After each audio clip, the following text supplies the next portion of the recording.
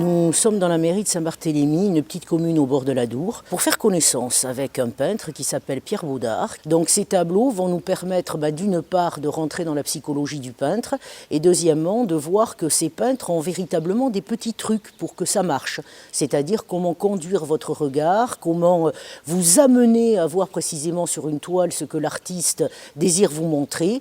Donc tout ça, ça va être une petite occasion de le voir devant des tableaux qui, ma foi, quand même venant d'un prix de Rome, sont pas négligeables.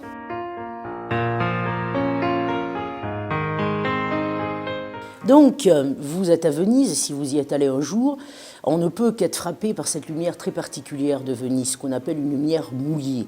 Et également, le grand canal et l'artère de Venise, donc souvent également, peintre ou quiconque a envie de le présenter. Donc, petit défi pour Pierre Baudard, faire en sorte que ce tableau, cette porte qui vous ouvre sur Venise, marche.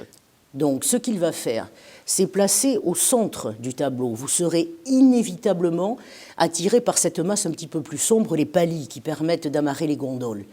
En même temps, il place le spectateur, il le bloque littéralement sur la jetée, en temps très clair, et autour de cette masse des paliers un petit peu sombres, il va travailler en verticale, qui sont là aussi d'ailleurs pour bloquer votre regard, et à partir de ça, il va monter dans des tons beaucoup plus clairs.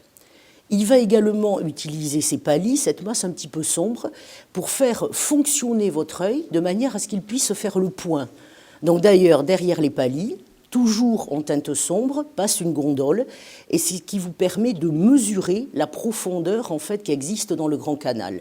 Ensuite, c'est simple, enfin simple quand on est un prix de Rome, on va doucement graduer les teintes, donc une eau un petit peu verte, verte mélangée d'ocre pour le Grand Canal, et lentement, en fait, il va monter vers des tons beaucoup plus clairs, un beige plus soutenu, au niveau du piano nobilé, c'est-à-dire de l'étage noble des palais, jusqu'à quelque chose de beaucoup plus clair, pratiquement d'ailleurs un blanc roux, puisque c'est là que le soleil, en fait, vient frapper les façades, et de là, on monte jusqu'au ciel, d'un ton bleu très clair à turquoise, qui d'ailleurs fait un rappel de toute la partie de l'eau du Grand Canal. Donc l'ensemble marche très bien.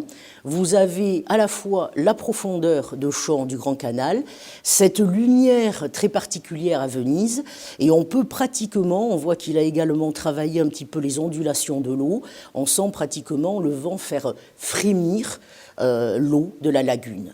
Donc il a réussi sa mission, c'est-à-dire vous faire rentrer littéralement dans une profondeur de paysage.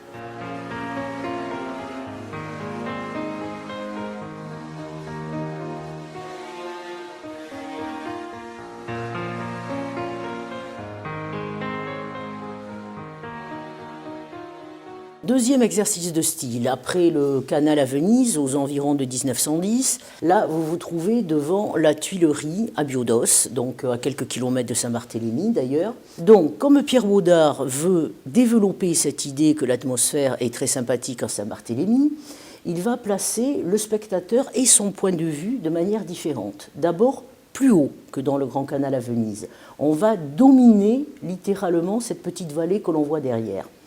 Pour rendre l'atmosphère sympathique, rien de mieux qu'une charmante jeune fille, ce qui est le cas. Donc il va placer une dame au premier plan du tableau, qui est en l'occurrence sa femme, qui l'accompagnait souvent lors de ses vacances à Saint-Barthélemy. Et ensuite, une verticale à gauche, votre regard est bloqué. Une verticale similaire avec un joli jeu de lumière sur les troncs d'arbres à droite. Vous ne pouvez que vous centrer sur la partie du tableau qui représente une architecture orientaliste, c'est la Tuilerie à Biodos, qui avait été réalisée en 1860 par Maurice Trubert, qui était ambassadeur de France en Turquie. Une petite folie ottomane qui a forcément intéressé Pierre Baudard. Donc il place, on voit d'ailleurs ces créneaux un petit peu orientalistes de la Tuilerie, il nappe l'architecture d'une lumière légèrement atténuée par les frondaisons, et ensuite également par strates, le vert de la forêt, le bleu un petit peu plus loin de la montagne. Il va réaliser ce qu'on appelle une perspective atmosphérique, qui est connue depuis le XVIe siècle. Quand vous dominez un paysage, au premier plan, les teintes sont bien définies et les contours sont également bien réalisés. Un petit peu plus loin, les couleurs sont plus délayées et les contours deviennent nettement plus flous. Et vous restez centré sur cette image, puisqu'également, il a eu la bonne idée de napper par les frondaisons la partie supérieure du tableau, qui fait que forcément, vous ne pouvez qu'être aimanté en quelque sorte par cette architecture et cette atmosphère solaire qui rend en fait les environnements et les alentours de Saint-Barthélemy très agréables.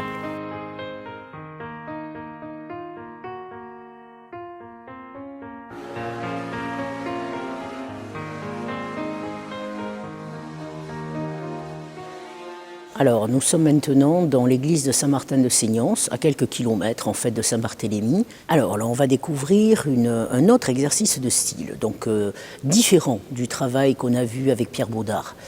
Donc, vous êtes un peintre classique, vous vous appelez Rodolphe Julian, et pour être honnête, vous vous inspirez fortement d'un travail qui existe au Louvre de Prudhon. Vous devez livrer un tableau religieux, en l'occurrence ici une descente de croix. Problème. Une descente de croix, c'est un corps inerte. Comment animer un tableau, le rendre, on va dire, gustatif sous les papilles de ceux qui le visualisent. Donc vous prenez le tableau et vous n'allez pas placer le corps du Christ au centre.